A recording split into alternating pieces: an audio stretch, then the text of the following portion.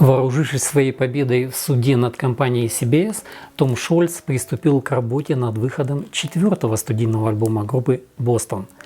И этот альбом вышел в 1994 году. Он назывался «Walk On». В моей коллекции данный альбом представлен оригиналом, выпущенным в США. Этот альбом на сегодняшний день на сайте Discogs продается по цене более 300 евро за экземпляр.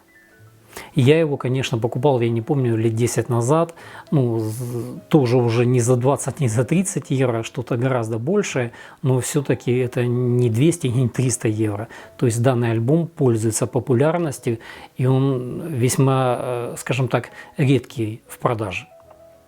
Это первый альбом, в котором не участвовал вокалист Брэд Делп, хотя он и помогал в создании самого альбома в качестве автора песен. Вокальные обязанности взял на себя Фрэнк Космо, что стало его первой записью в составе группы «Бостон». Космо ранее работал с Гудро в его группе Orion the Hunter. Хотя слушатели знали, что Делп не будет вокалистом на альбоме Walk On, Шольц не объявлял Космо в качестве нового вокалиста до тех пор, пока пластинка не была готова к продаже. Как пояснил это Том Шольц, он хотел, чтобы фанаты услышали альбом без особых сопутствующих размышлений, что песни, мол, звучат иначе, чем раньше. В конце концов, Том считал, что фанаты положительно отреагировали на это, так что все получилось, как он хотел. Работу над 4-м альбомом Бостона Шольц начал еще в 1988 году, однако в 1989 году группу покинул вокалист и автор песен Брэд Делп. Он ушел из-за усилившихся разногласий с лидером группы Томом Шольцем. Как говорили музыкальные критики, хоть Шольц и Делп были друзьями, Шольц таки был председателем и генеральным директором, а Делп был его любимым талантом. И было очевидно, что любого члена группы «Бостон», который назывался не Том Шольц, можно было заменить. Как говорили про Шольца, он был одновременно винокурней, нефтеперерабатывающим заводом и фабрикой. Наконец, в декабре 1993 года Шольц представил альбом Walk On компании MCA Records для выпуска и распространения. Это было сочетание огромного количества усилий в течение многих лет, поэтому Walk On мой любимый альбом из всех 5 бостонских альбомов, заявил Шольц, и вероятно всегда будет им. Я чувствовал, что наконец-то собрался воедино во всех отношениях. Мне понравились песни, мне понравилась постановка. Не было другого бостонского альбома, который я смог бы слушать после того, как закончил этот альбом. Он звучал на моей автомобильной стереосистеме с того момента, как я достал его из коробки. MCA несколько раз задерживались с выпуском нового альбома Walk On. И он был таки выпущен в июне 1994 года. Несмотря на первоначальный успех, Walk On не продавался так хорошо, как другие бостонские альбомы, и через пару месяцев быстро вылетел из чарта альбомов топ-10. Отношения между группой Boston и MCA Records закончились в том же году. После своего выпуска альбом Walk On занял 7-е место Billboard 200 и был сертифицирован в США как платиновый в том же 1994 году. Одна из претензий фанатов группы Boston к этому альбому – это то, что там не было их любимого вокалиста Брэда Делпа. Брэд Делп после ухода из группы Boston присоединился к бывшему бостонскому гитаристу Барри Гудро в создании новой группы, названной RTZ. Хотя этот альбом таки приятная работа. Голос нового вокалиста Фрэна Космо отличается от вокала Делпа, но у него действительно такой же диапазон, как и у Делпа в расцвете сил и полностью соответствует требованиям песенного материала на альбоме. Если учесть, что этот альбом был выпущен в эпоху гранжа, этот альбом был очень хорошо отшлифован, чтобы конкурировать с гораздо более сырой продукцией, которая в то время поступала от таких групп, как Nirvana или Pearl Jam. Да и музыка на альбоме явно потяжелела.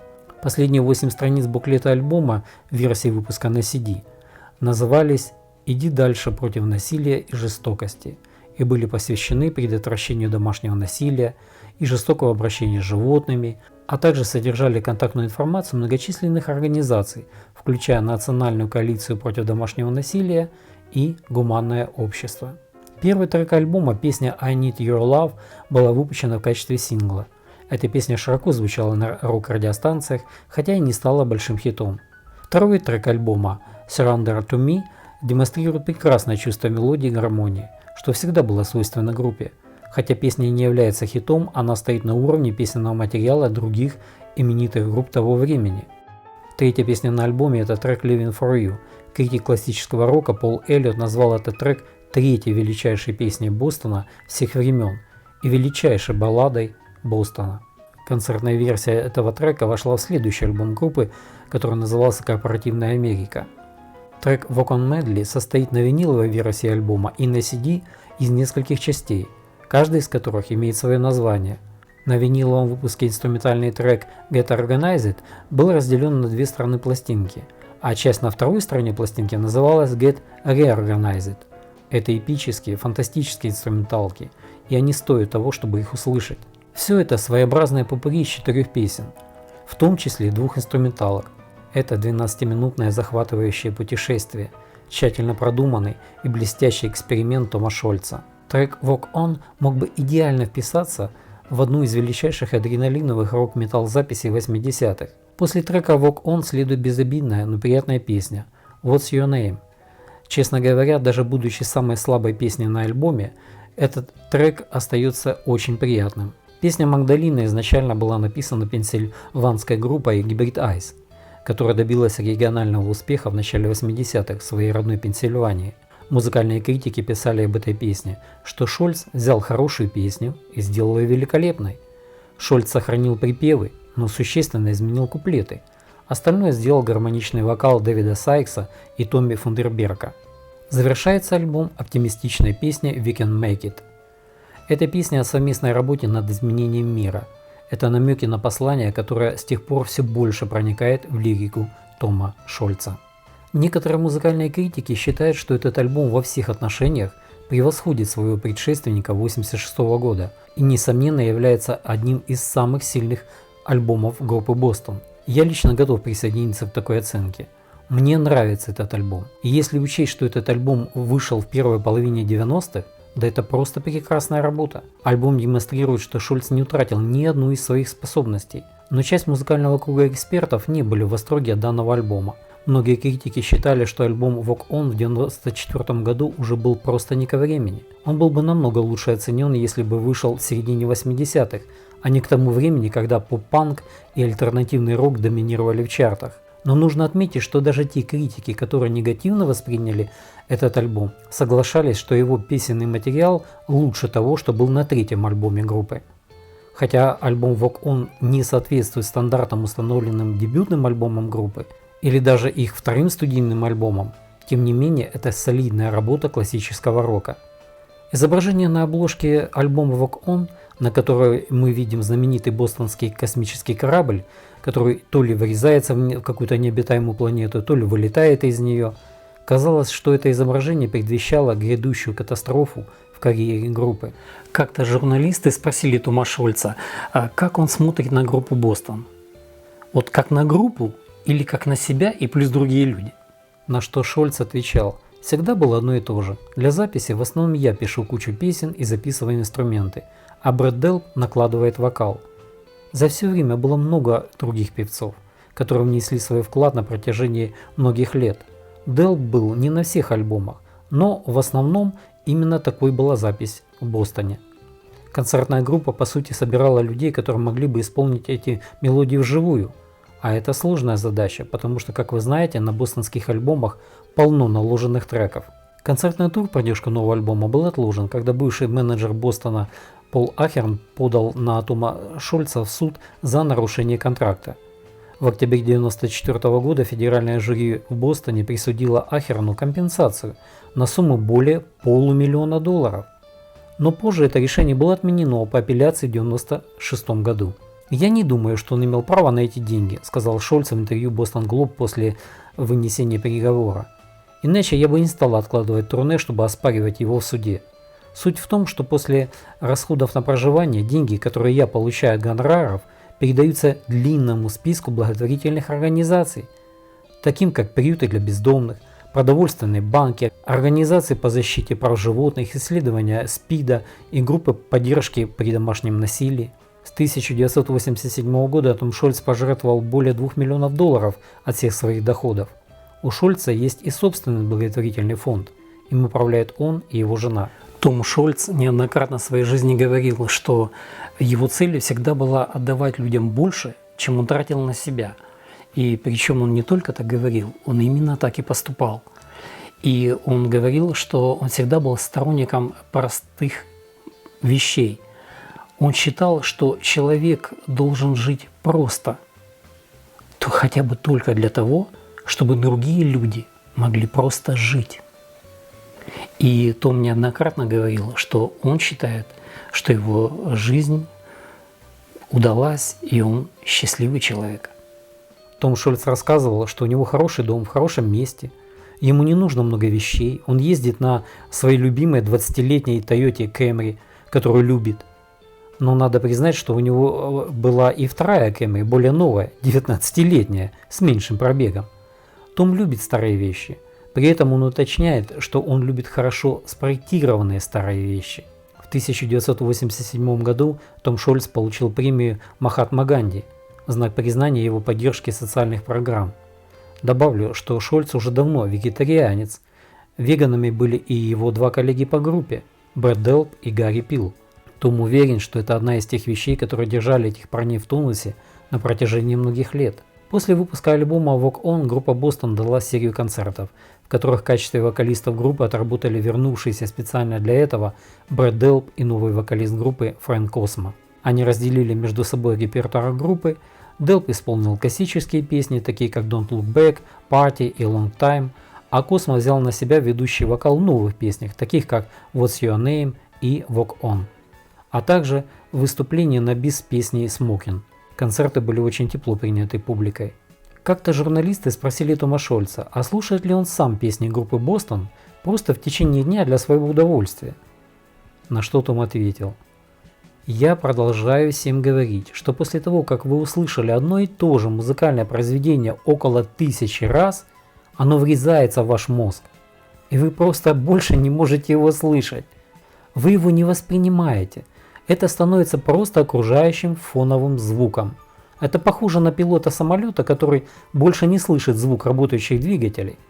До тех пор, пока один из них не начнет приостанавливаться, издавать несвойственные ему звуки и немного подпрыгивать. Вот тогда пилот слышит это громко и отчетливо». Кстати, кроме своей любви к баскетболу и полетах на самолете, Том Шольц еще занимался фигурным катанием. И когда группа Бостон уезжала в концертный тур по городам, то Том Шольц вот в те города, которые они попадали с концертами, он заранее бронировал время в местных катках с искусственным льдом для того, чтобы он мог там покататься на коньках. И вот, как говорят специалисты, что даже здесь изобретатель Том Шольц умудрился придумать какой-то прыжок, технически, вот как его сделать, и сделал его, вот, который до него никто из фигуристов не делал. Вот даже здесь проявился его талант изобретательного человека. И Том Шольц таки закрыл свою компанию по разработке и выпуску электронного оборудования Scholz Research and Development, продав линию Rockman компании Dunlop Manufacturing. В 1997 году, через 21 год после выхода дебютного альбома группы Boston, группа выпустила свой первый и единственный сборник Great Hits. Этот сборник выходил только на CD, кассетах, на виниле он не выпускался, поэтому его в моей коллекции и нет. В сборник вошли песни, первоначально выпущенные на лейблах Epic и MCA Records, а также 3 ранее не издававшиеся записи. Это треки Tell Me, Higher Power и The Star Spangled Banner. Для коллекционера этот сборник не так уж и привлекателен, хотя и содержит в качестве приманки 3 новые песни. Эти 3 песни явно не дотягивают до стандарта лучших работ группы, но все-таки приятно услышать оригинального вокалиста Брэда Делпа в песнях Higher Power и Tell Me. Ремастеринг этих песен для Great Hits был для Тома Шольца любимым делом, с издуряющим вниманием к деталям. Том Шольц чувствовал, что качество звука альбома не соответствует его стандартам, поэтому в 2009 году была выпущена обновленная версия этого сборника с немного другим списком треков. Большая часть песенного материала сборника была взята, конечно же, с дебютного альбома группы. Потом следуют хиты со второго, третьего и четвертого альбомов. Сборник был сертифицирован в США дважды платиновым в 2003 году.